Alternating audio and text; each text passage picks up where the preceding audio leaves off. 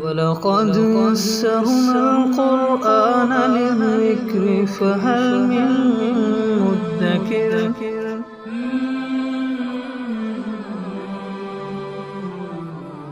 آیت نمبر 21 سورہ نوح۔ اعوذ باللہ من الشیطان الرجیم، بسم اللہ الرحمن الرحیم۔ قال نوح رب انہم عصونی واتبعوا من لم یزدہ مالہ وولدہ الا خسارا۔ اس آیت مبارکہ سے حضرت نوح علیہ السلام کا شکوہ بیان ہو رہا ہے کہ انہوں نے 950 سال دعوت حق دی ہے، لیکن سوائے چند لوگوں کے کوئی مسلمان نہیں ہوا۔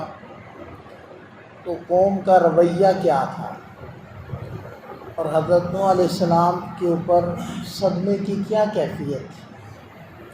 تو ارشاد فرمایا کہ حضرت نوح علیہ السلام نے کہا، اے میرے رب، انہم عصونی، حقیقت یہ ہے کہ ان لوگوں نے میری بات نہیں مانی، واتبعوا من لم یزدہ، اور اتباع کی، پیچھے چلے ان لوگوں کے کہ جن کے مال اور ان کی اولاد نے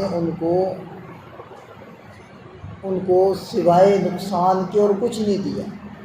یعنی اپنی قوم کے ایسے مالداروں اور وڈیروں کے یہ پیچھے چلے ہیں اور ان کی باتیں مانی ہیں کہ جن کے مال اور اولاد نے ان کا صرف نقصان ہی بڑھایا ہے، نفع کچھ نہیں دیا ان کو۔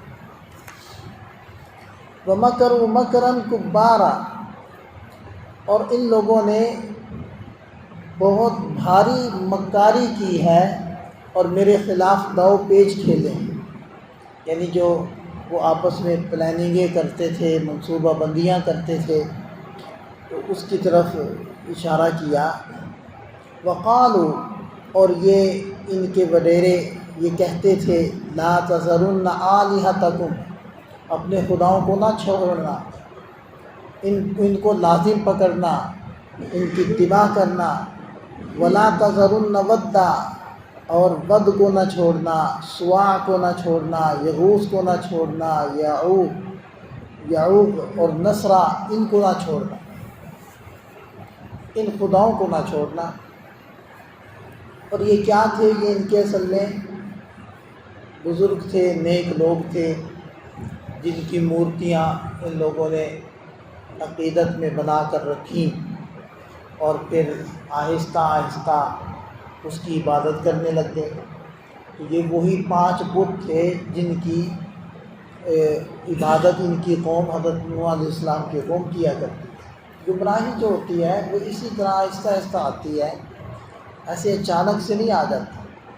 پہلے تصویر بنے گی، پھر اس کا مجسمہ بنے گا، پھر ابتدا میں تو صرف اس کو دیکھا جائے گا اور یاد تازہ کی جائے گی، پھر آہستہ آہستہ اس کو سلام کیا جائے گا، پھر آہستہ آہستہ اس سے دعائیں مانگی جانے لگیں گی، پھر اس کے اوپر کوئی چڑھاوے چڑھانے، کوئی نظر و نیاز شروع ہوگی، پھر باقاعدہ سجدے کرنا شروع ہو جائیں گے، اور اس طریقے سے آہستہ آہستہ سیڑھی بہ سیڑھی شیطان گمراہی کی طرف لے کر انسان کو جاتا ہے۔ یہی وجہ ہے کہ اس امت میں تصویر کو حرام قرار دے دیا گیا اور سختی سے منع کیا گیا۔ مصورون سب سے زیادہ قیامت والے دن عذاب میں ہوں گے، انہیں کہا جائے گا کہ اب ان تصویروں میں جان ڈالو۔ اور آپ علیہ السلام نے یوں بھی ارشاد فرمایا کہ اس گھر میں تو رحمت کا فرشتہ ہی نہیں آئے گا جس گھر میں تصویر ہو۔ تو سختی سے منع کر دیا گیا، جڑ ہی کاٹ دی گئی تاکہ کسی بھی طریقے سے اس امت کے اندر گمراہی نہ آنے پائے، شرک نہ آنے پائے۔ وقد اضلوا کثیرا، اور ان لوگوں نے بہت سو کو گمراہ کیا۔ ولا تزد الظالمین الا ضلالا، تو اے اللہ آپ ان ظالموں کو اب گمراہی میں ہی بڑھائیے، اب ان کی کوئی شکل نہ بنے ایسی کہ یہ ہدایت پر آئیں، تاکہ یہ اپنے کیے کی سزا تو بھگتے۔ اب دیکھیں کہ حضرت نوح علیہ السلام کو کتنا غصہ ہے اور ان کی طبیعت کے اندر کتنا بھاری پن ہے، ویسے بھی اللہ تعالیٰ نے وحی کے ذریعے سے تو ان کو بتا ہی دیا تھا کہ اب آپ کی قوم میں سے کسی اور نے مسلمان نہیں ہو، اب یہ ایمان نہیں لائے. تو اب وہ یہ اس انداز میں اللہ تعالیٰ سے کہہ رہے ہیں کہ اللہ اب ان کی گمراہی ہی بڑھے تاکہ یہ اپنے کیے کی خوب سزا چکھیں اور خوب اس کا مزہ چکھیں. تو اللہ تعالیٰ نے ارشاد فرمایا مما خطیئاتہم، اپنی گناہوں کی وجہ سے اغرقوا، ان کو ڈبو دیا گیا، فادخلوا نارا، پھر آگ میں داخل کر دیا گیا. یہ جو فا ہوتا ہے نا، فا ترتیب بتاتا ہے لیکن بیچ میں مہلت نہیں ہوتی. البتہ جو سما کا لفظ ہوتا ہے، سما، اس کے اندر ترتیب بھی ہوتی ہے اور مہلت بھی ہوتی ہے. مثلاً اگر یہ ہوتا کہ اغرقوا ثم ادخلوا، پھر مطلب یہ ہوتا کہ ان کو پانی میں ڈبو بھی دیا گیا، پھر کچھ وقت کے بعد ان کو آگ میں بھی داخل کر دیا گیا. یہ سما اگر لفظ ہوتا تو اس کا یہ مطلب بنتا.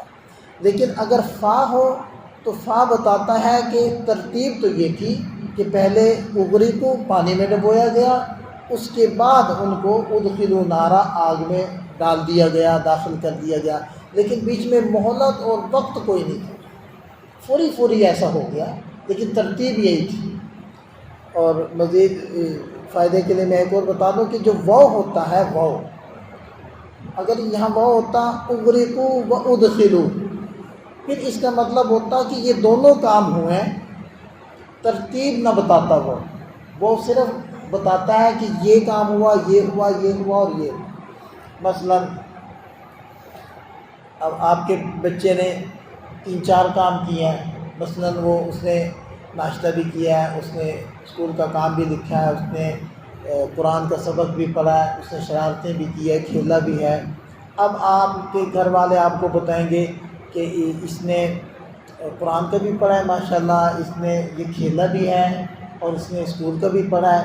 حالانکہ پہلے اس نے اسکول کا پڑھا تھا اور پھر اس نے ناشتہ کیا تھا، پھر وہ کھیلا تھا، لیکن بس اس نے کچھ کام بتا دیا آپ کو کہ یہ کام اس نے 3-4-5 کام کیے ہیں. اس مفہوم کو بیان کرنے کے لیے آتا ہے واو. اور اگر ترتیب بتانی ہو کہ پہلے کیا کیا، پھر کیا کیا، پھر کیا کیا، اس کو بتانے کے لیے آتی ہے فا. اور اگر بیچ میں کچھ وقفے بھی ہوں، اس کو بتانے کے لیے آتا ہے سما. ٹھیک ہے جی. اب آیت مبارکہ کو دیکھیں ذرا. اغرقوا،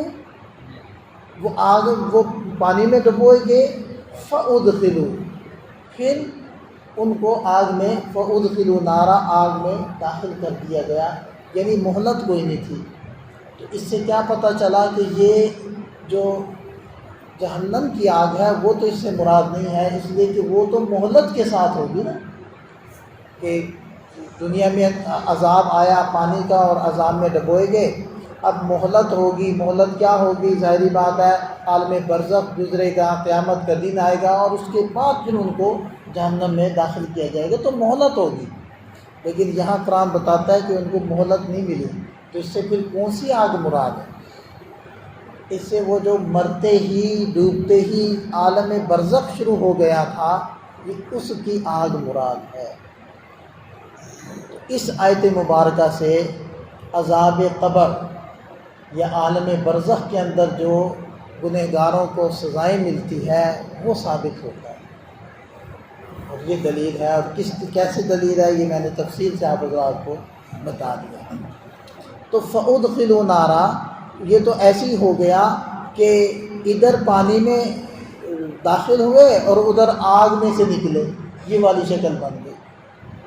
فلم یجدوا لهم من دون اللہ انصارا، پھر انہوں نے اپنا اللہ کو چھوڑ کر کوئی مددگار نہ پائے. جب اللہ کی پکڑ آئے، اللہ کا عذاب آئے تو اللہ ہی بچائے تو بچائے، اللہ کے مقابلے میں پھر کوئی نہیں بچا سکتا. اب دنیا میں ہی دیکھ لیں کیا ہوتا ہے. اللہ نہ کرے، اللہ تعالی ہم سب کی حفاظت فرمائے، طوفان آتے ہیں. اور اسی طرح وائرس آیا تھا، کرونا وائرس آیا تھا. اس طرح کے عذاب ہی اصل میں کیونکہ مصیبتیں آتی ہیں. تو اللہ بچائے تو بچتا ہے بندہ، اور کسی کو مجال نہیں ہوتی، ہر ایک کو اپنے لالے پڑے ہوتے ہیں، ہر ایک نفسی نفسی کہہ رہا ہوتا ہے یا اللہ میں بچ جاؤں، کوئی کسی کو نہیں بچاتا، اللہ ہی بچاتے ہیں۔ حضرت یونس علیہ السلام کی قوم نکل گئی باہر اور توبہ استغفار کرنے لگے، رونے لگے، تو عذاب کے آثار نمودار ہو رہے تھے، تو کس نے بچایا ان کو؟ اللہ ہی نے بچایا۔